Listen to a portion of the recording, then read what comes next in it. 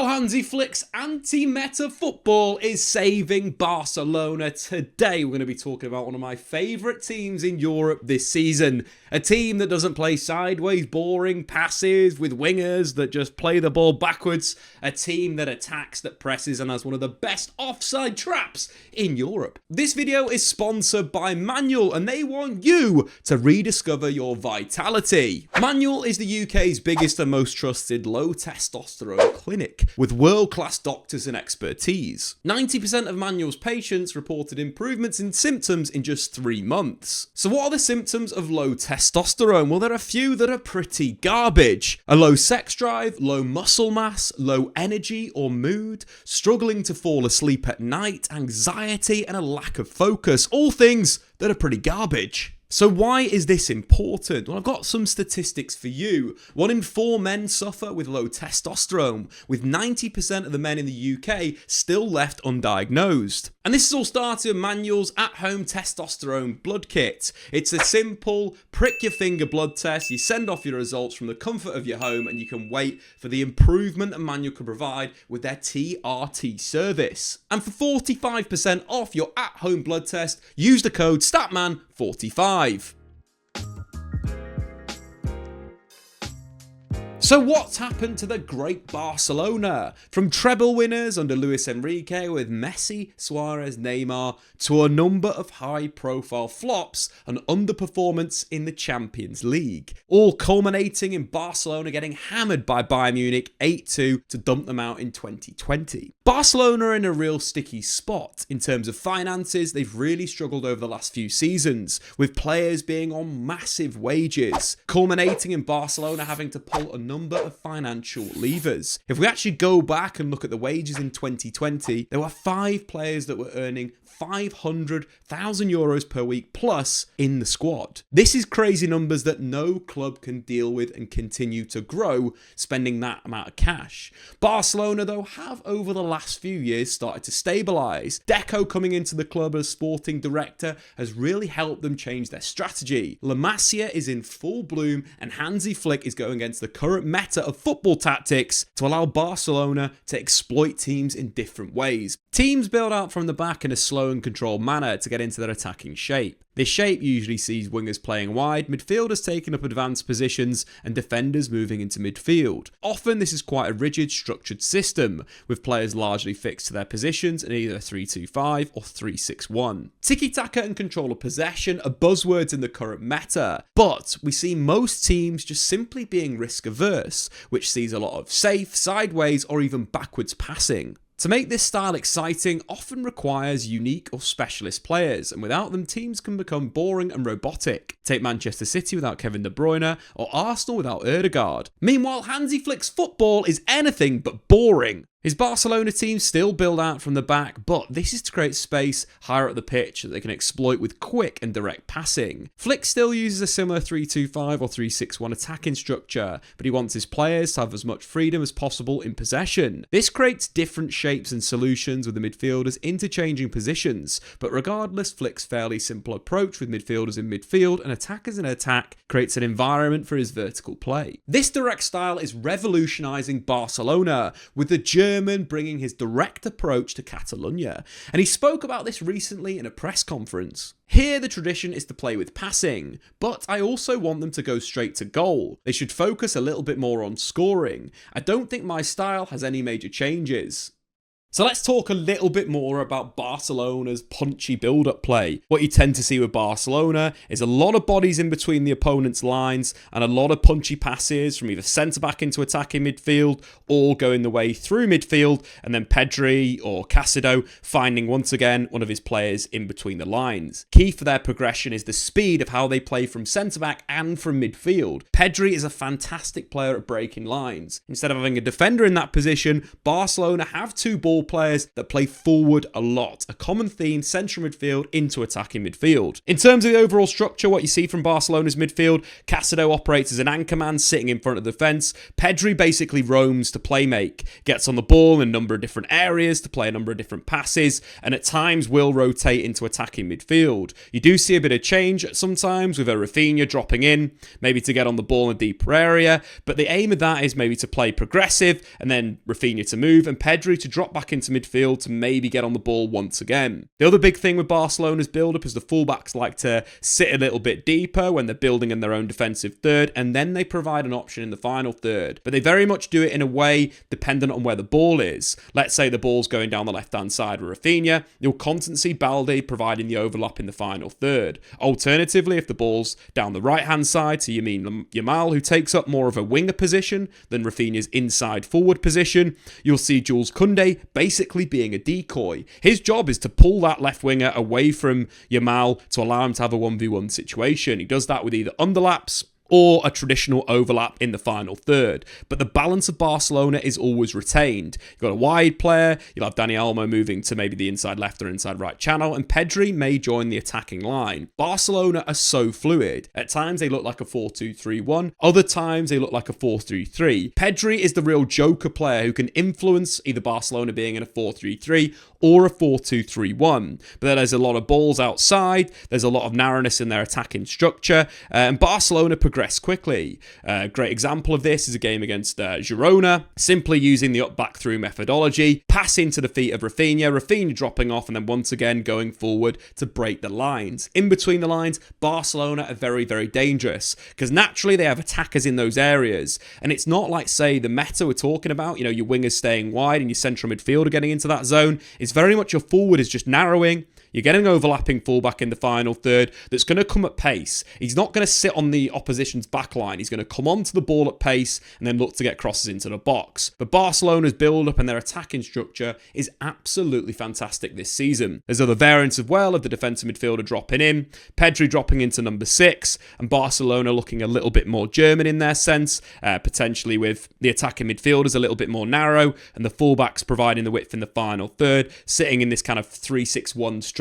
Barcelona are very, very fluid under Hansi Flick. He allows the players to interpret the space and where they need to attack to progress the ball into the final third and then to, of course, create chances. One of the common themes of Hansi Flick's Barcelona is the amount of runs that get made behind the opponent's backline. It could be 2, it could be 3 players. Or alternatively, what we see sometimes is Lewandowski dropping off the line to look to receive, and then the ball going in behind the opposition's defence. The nature of this means that the opposition are going to open up in terms of their midfield and defensive line, which gives Barcelona even more space to play in. Alternatively, if the ball does go long, and let's say the centre-back wins it, Barcelona's counter-press is very well set, with these 3 narrow strikers, of course the attacking midfielder, left wing and striker, but as well Pedri and Caicedo are so aggressive, which basically overloads the opponent's ball area, and Barcelona usually win the ball back, and again, very, very dangerous. Straight away they can attack the 3 channels, a classic kind of German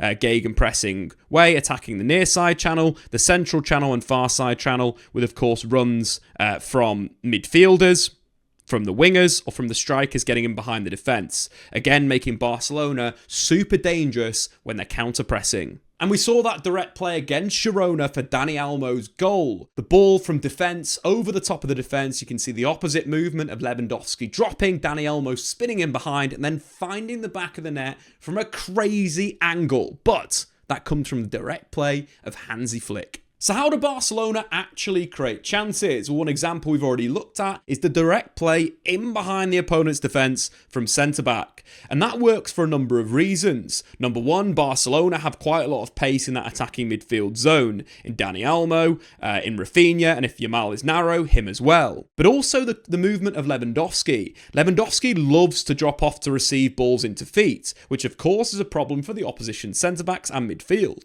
Number 1, you don't want Lewandowski in between between your lines, so you're going to have to track him or you're going to have to monitor him, which makes runs from the other two strikers in this narrow 3 system and setup when they've got the ball even more dangerous. And we saw that against Girona. A long ball over the top from the defence. Lewandowski comes short. Dani Olmo goes in behind and finishes from a crazy angle. Of course, Barcelona as well love a through ball. They've paid more through balls than any other team in Europe right now. In terms of where that comes from, it can come from one of the attacking midfielders getting turned in the half space and then looking for through balls in behind the defence, which we've seen over and over again. Or alternatively, from Yamal on the right-hand side. He's got a great ability with the outside of his left foot to find those passes in behind the defence. And as you mentioned before, because Barcelona love to stretch the opponent's defence with runners from that attacking midfield line, Yamal can get his head up and find that pass. And we saw that in the recent game against Seville. Lamine Yamal having the ball on the right-hand side, using his outside of his boot to find Rafinha in behind the defence, who is just offside. But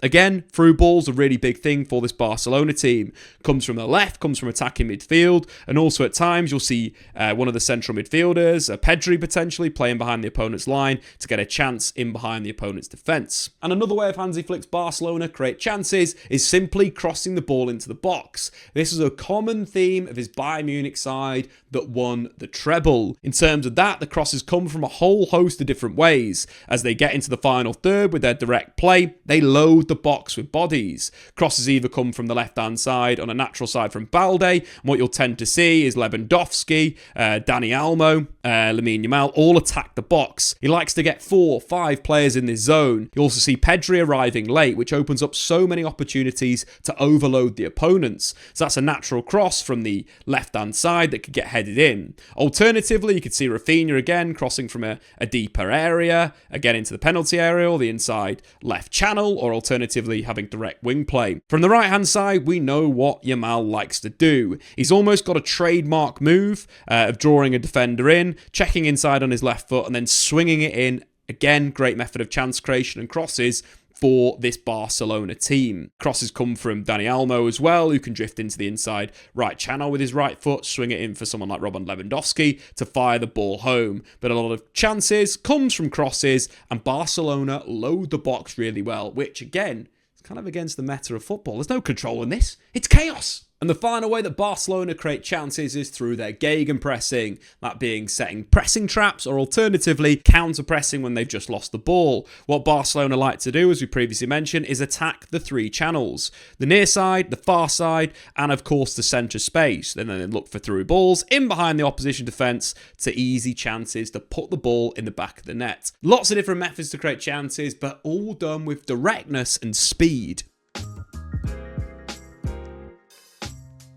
So let's take a little bit more of a look at Barcelona's pressing structure. As we mentioned, quite anti-meta in terms of how they press, with both of the wingers being the first pressure and the number 9, number 10 blocking the passes into the opposition's defensive midfield line. What this means for Barcelona is they can squeeze their opponents super aggressively. For example, if the ball's coming down the left-hand side, if the keeper's got on his left foot, what you'll tend to see Yamal do is squeeze super aggressively and basically force those passes into that really congested area where either Olmo or Lewandowski could intercept, or let's say Pedri can jump onto number 6 and then the transition on. Once again, Barcelona hitting the 3 channels on the counter-attack, usually scoring goals. Of course, Lamine Yamal has got a great ability to win the ball back in terms of tackles in the final third, one of the best in La Liga. But, for example, if the opponent sees that coming and decides to play over the right winger or the left winger, what you'll tend to see is a really interesting reaction. Number 1, of course, the wide player will be super aggressive and try and force that left back over to the touchline and squeeze them out. Number 2, we'll see a jump from fullback. Usually from these systems, the trend this season is for a defensive midfielder to go over and squeeze that play. But there's a few issues there, in my personal opinion. Hansi Flick does it differently. Again, going against the meta. What you tend to see is the fullback jumping to, again, put that double pressure on the football. But now Barcelona have a little bit of a problem with the opposition's left winger. Of course, they correct that with some real subtle movement. The defensive midfielder drops into a centre-back position and forces the other centre-back out. Of course, when the squeeze is coming on, Barcelona are super aggressive in midfield as well and very much go man-to-man in their pressure. forcing the opposition to play those long balls. If they do look it to, for example, to the left winger dropping in, they will get followed by the ball side centre-back, or alternatively the 9 drops, the defensive midfielder will cover as well. And what you get from Barcelona is this super aggressive passage of play out wide. Either they're forcing you through their compact shape, or they're forcing you down the touchline. Not only do Barcelona do this with such aggression, is they're very adaptable in certain games, and Hansi Flick himself said that he likes to change how he presses. But the changes can come in the way we press. There are small details that we can implement depending on what the opponent offers us. In a recent game against Girona, Hansi Flick adapted his pressing structure. Girona, of course, build with Miguel Gutierrez, who pushes into a inverted wing-back position. So Barcelona now have a bit of a problem with only 2 strikers dealing with 3 players, but the adaptation was absolutely brilliant. What we saw with Hansi Flick was, again, the pressure to come from the wingers outside to in on the centre-backs. The 2 strikers sat in very narrow positions, but we saw a little bit of a reaction with Kabasi would move to a right wing-back position. Casido would drop from defensive midfield into centre-back, and Jules Koundé would becoming basically an auxiliary defender, with Pedri dealing with the other number 8. Again, blocking those passes into midfield, still been able to put pressure on the ball from either Lewandowski or the 2 wingers. And this change in structure completely stopped Girona playing out from the back with Koundé in a narrow position. And the final thing we want to touch on from a defensive perspective is the aggressive offside trap. Barcelona have caught their opponents out offside 30 more times than any other team in Europe. That is incredible. In terms of what they do, their defensive line is very compact, around 40 metres across, as we can see here in the game against Girona. But more importantly, they react in a very good way. Number 1, of course, they have a keeper that's very capable of sweeping off the defensive line to cover those balls in behind the defence. Number 2, they are very orientated in terms of where the opponents are playing. Let's say the ball is with the opponent's left back. Barcelona very orientated to it.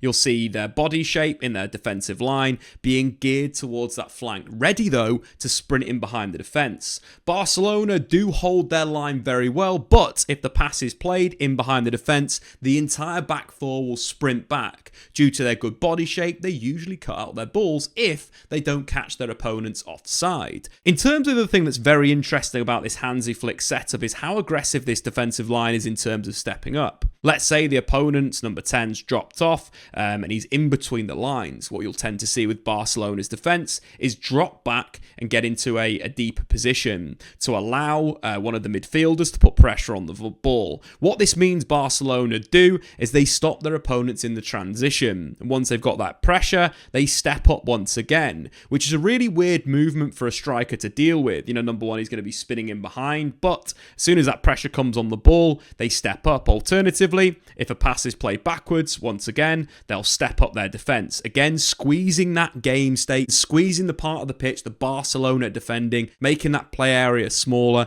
with really interesting movements. Stepping up due to oppositions dribbling back, playing backwards, or pressure coming onto the football. Hansi Flick's offside trap is a thing of absolute beauty and goes against the meta of, let's say, what Arsenal are doing in the Premier League. And the final thing that Hansi Flick has done that goes against the meta in football, and that is not spend money. Of course, there is financial constraints that Barcelona have, but Hansi Flick has put in a system and a style that's very, very impressive, considering that he is using a lot of academy players. In fact, he's used 24 players at Barcelona.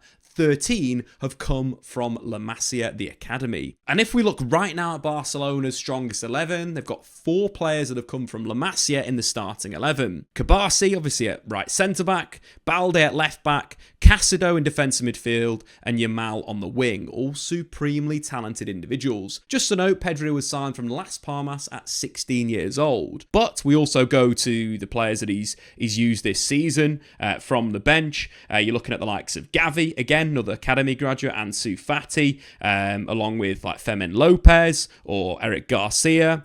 Font at right back. The list goes on and on and on. But the big thing with any of these players that are coming into the starting 11, the tactical setup is really good. And we're looking at these players and how good they are. Of course, Lamine Yamal is the number one, directly involved in 10 goals already this season, which was the same as he managed in the entirety of last campaign. This guy's one of the most talented players on the planet right now. Yes, of course, Hansi Flick is a little bit lucky, but using these players and playing them is very impressive. In fact, if we look at minutes for players under 21 in Europe's top 5 leagues, Barcelona are top by a country mile. Again, testament to them going against the meta of spending loads of money. Barcelona are going back to what made Barcelona great. They are playing against the meta in football. They're going away from their passing identity to score more goals. They are the most exciting team on the planet right now. Not only do they play attacking football, they press super high to create counter-attacking situations, but it is done with a young core of very talented players that are going to be around for a long time. But anyway, guys, what have you made of Barcelona and their anti-meta stance on football right now? Very interesting how they've changed. Deco's doing a great job. Hansi Flick's doing a great job. And they're not buying players like Coutinho anymore. I, for one, am a very happy football fan right now. Get into the comments below. What have you made of Hansi Flick's football? I've been Statman Dave. Subscribe if you're new. See you later. Thanks for watching. If you've enjoyed this video, why not check out some more content on the Statman Dave YouTube channel.